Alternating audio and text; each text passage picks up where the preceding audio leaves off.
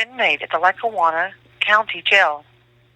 To accept this call, press 0. To refuse this call, hang up or press 1. To prevent call, this call is from a correction facility and is subject to monitoring and recording. If you are an attorney and do not want this call recorded, please hang up and call 570-963-6639, extension 4522, or extension 0 after business hours. Thank you for using Global Tel-Link. Hello. Hey, Shawn. Hey, Rudy. How's it going, buddy? Hey, it's going all right. I do have a couple questions for you, but you should probably go first. Yeah, I kind of had, I don't have a lot of time tonight, but, I had a busy day here at the prison. So what has been happening, like last time I talked to Alan, is I've been trying to file a report on my vehicle. So, I went to the unit counselor, I copped out again to him. He got back to me today. He had a different story this time. The story this time was that the Scranton police bumped into the Gillette police. The Gillette police said no, it was the Scranton police. And gang, the FBI basically said that they can't do anything to look into the matter until a local police report is filed. So, okay. I basically found out he lied to me in a written reply gave me the day before. Well, I'm out there, I'm talking to him, I'm explaining to him about my case, about some of the alter egos of the police officers involved, about Deputy LaDyke, the selfie that I have of her that was in my evidence, the pictures that my parents have, my contacts. Well, the CO, Corey Sewhow, the guy I've been having problems with ever since the Shawn Benchley issue. Benchley turned out to be a confidential informant. He looks at me, he's like, well, are you feeling okay? I'm like, well, what do you mean? He's like, well, you're talking all this delusional stuff and alter egos and all this stuff. I think you should see the doctor. I said, well, last time I saw Dr. Malik, he put me on the wrong medication. And FBI agent Eddie Garcia had to call him about it. So I stopped going to Dr. Malik. He told me he's giving me sleeping medication. He gave me anti-anxiety medication. It's just a whole bunch of nonsense. Well, I'm getting into it with this cop now. This cop is calling me basically insane when all I want to do is file a police report on my vehicle. So, long story short, I talked to the sergeant. We left it at that. I'm still up in gear with it. I've got my lawyer looking into it right now. I basically alleged the vehicle could be anywhere. It could be in Alaska. It could be anywhere. It's just interesting that I have a selfie of a U.S. Marshal who's from Alaska and who was on my detail, who's basically stalking me around the country for a period of time. But it was just a very unique day, so I know I'm kind of getting close to something because I've spoken with the Gillette police. They told me that the woman that I left it with, that I have Facebook messages from, does not exist. They told me that they do not know where the car is. So my only hold-up right now is just waiting for the local police to come out here so I can file a report. And it just seems that the corruption out here in PA is not letting me do that. Wow. That's crazy, man. But it doesn't surprise me that law enforcement would say you're crazy because most of law enforcement is so whacked in the head that they think regular people are crazy because they don't, so I don't put a lot of emphasis on what law enforcement people say. Yeah, I know. It's one of the things that, when I've already been found confident by the Bureau of Prisons, which was wonderful. And, it's just one of the things, Rudy, that when you confront them, like the issue of my car, I shouldn't have taken my car. Now, I've written down a whole report about it. I'm trying to get people to look into it. I have a feeling it is going to lead back to some people who should not have taken it. Right. But it's something that, the government and the new guy on my case, Shawn, doesn't want to come out because it destroys the case. And I was reading a great verse in Isaiah. It comes under Isaiah chapter 10, verses 1 through 4. And it talks about people who are told the truth and evildoers. But it has a funny part in verse 4 about how God will make them bow down before prisoners. It's so funny, Shawn, that you say that. I was reading that exact same verse today, and I noticed the same comment about prisoners. I saw the same thing, man. That's crazy. Yeah, it's really like it's one of the things. It's funny, like when you feel it like that, because I mean, I've went through so much hardship here, and I did everything. I've taken stuff to state trial, taken it to federal trial, and I'm just at the point that they've left so many loose ends. I haven't even started working on the missing guns yet. I mean, I haven't even worked on that because I have Dick Hennevick testifying at trial that task force officers did take him, and they don't know where these guns are at. I haven't even gotten into that yet. I'm just arguing about my vehicle that I own, a 2009 Ford Grand Victoria Police Interceptor with 80,000 miles on it. I paid $3,200 for it, and it has a big scuff mark on the hood from where it got repainted. The wipers are beat up. The searchlight doesn't work. I can describe every detail about this vehicle. It's missing, and I had a U.S. Marshal at my trial stating that it was still registered to me, even though the registration is not active. So it's a vehicle, it has to pop up. That was my day. That was my day. The officer's name is C.O. Corey Suhal from LCB, and he's unique. But what were your questions you had for me? Yeah, well, you know, I tried to go to Pennsylvania inmate search because I was going to look for your release date, and I wanted to know how long you've been in prison. We're putting together a list of people, of prisoners that we're going to pray for tomorrow. We have a Saturday call every morning, and you've been in prison about 1.5 years. Is that true? Is that a good guess? My date is, I've been in for about 1.5 years. I have 6 more months to go on my Pennsylvania State Senate. This is what's been happening.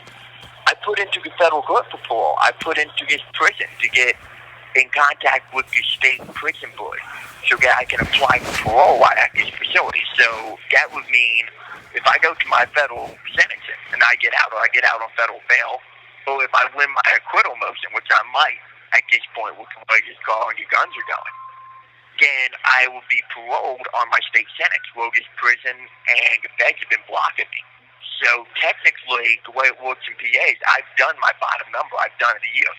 So I should have been paroled 6 months ago on my state sentence. They could not let me parole out on it. So it's just more obstruction that this prison is doing to me.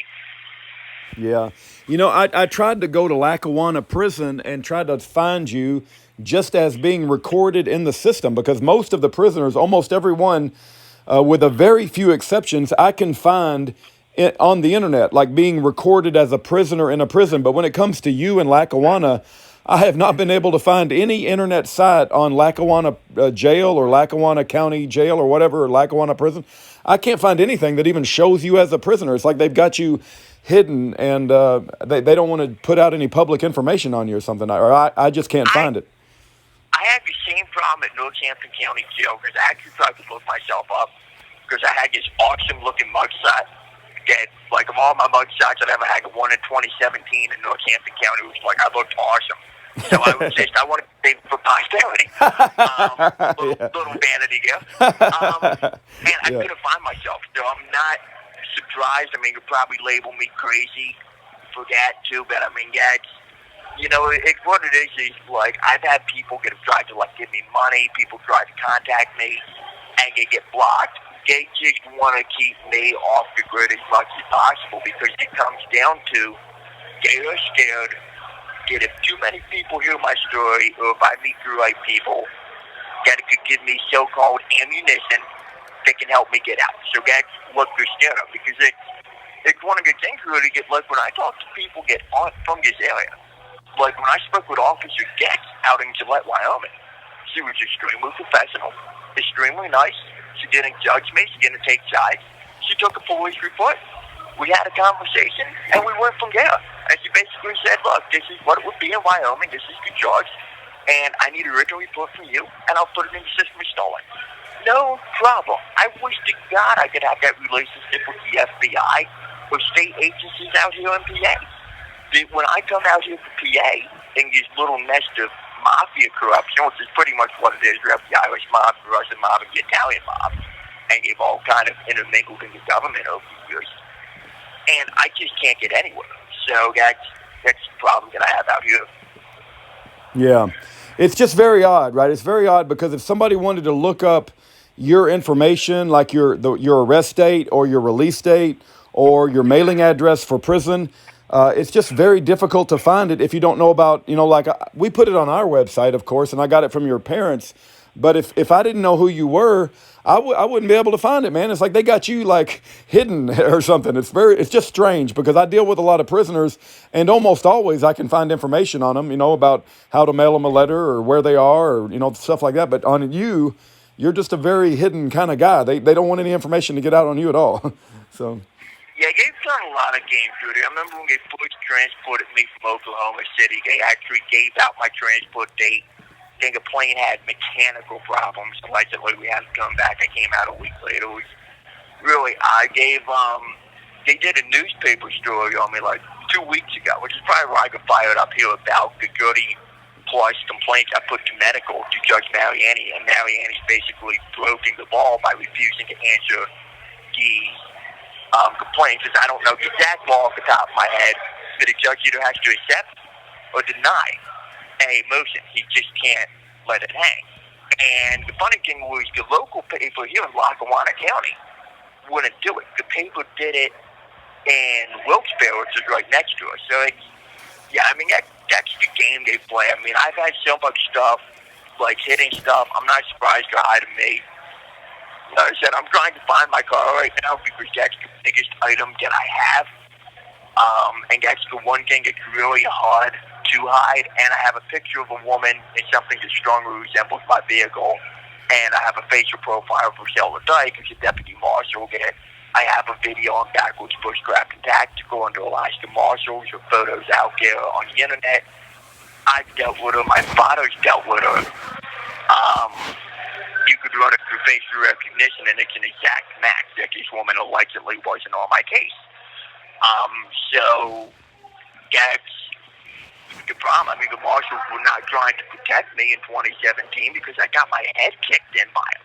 Yeah. So what they were doing was trying to set me up, and I think what they wanted was they wanted a little engagement with me down in Texas.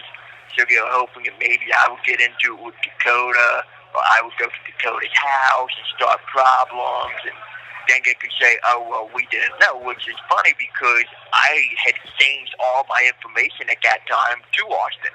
I had emailed people.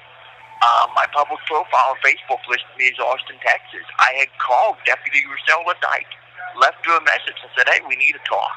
We've got some problems going on here. Nothing. They let me go. And finally, and my dad can confirm this, they had U.S. Marshals from PA. One of them was Marshal Martin J. Payne. Even though I don't have the paperwork on him, I saw him down there. And then another gentleman, if gentleman's even a word you could associate with this man, Mr. Timothy Budson, who's a task force officer here in PA. He's actually a PA state parole agent that got fired from state prison because he kicked people, like he kicked me in the head. He went to fugitive task force with the marshals, and he was down here in Austin. He was the guy who kicked me in the head down in Austin. So I had marshals from my district come down to your guys' district in Austin and cause problems. So it's a nightmare. That, like I said, I know I'm hitting gold because if they're trying a crazy game with me and saying that I'm delusional, even though I have all the Facebook messages and the discovery, and my parents have the discovery, and I have the title to my vehicle. I mean, my title to my vehicle is not a delusion. It's a vehicle that I own. I bought. It was a birthday gift from my grandmother. It's there, so it has to be somewhere. How it got to and from, or where it's at now, I don't exactly know, but I know it's somewhere. So we'll see what happens, man. Yeah, I hope you find your vehicle, man. I wouldn't be surprised if some law enforcement or FBI tried to, steal it from you and claim it as their own. But I hope you find it, man. I really do.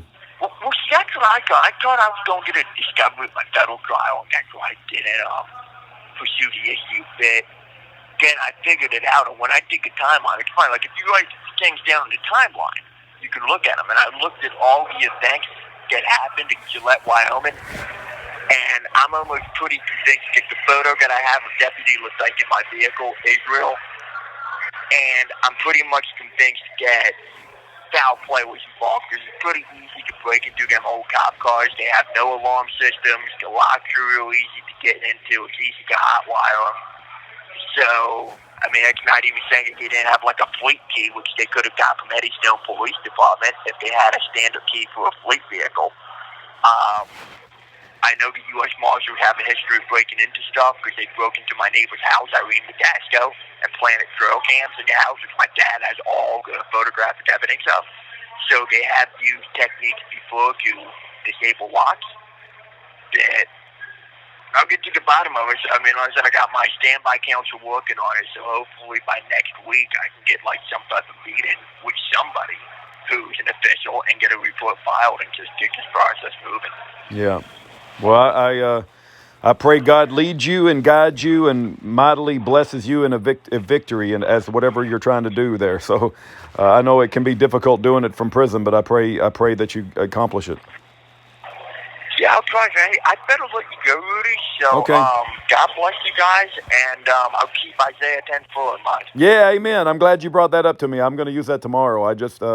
I had read that earlier today, but you had reminded me of it, and that's a Lord thing. So thank you, Shawn, and God bless you, man. All right, God bless you, buddy. Bye-bye. All right, bye-bye. Thank you for using Global Tel Link.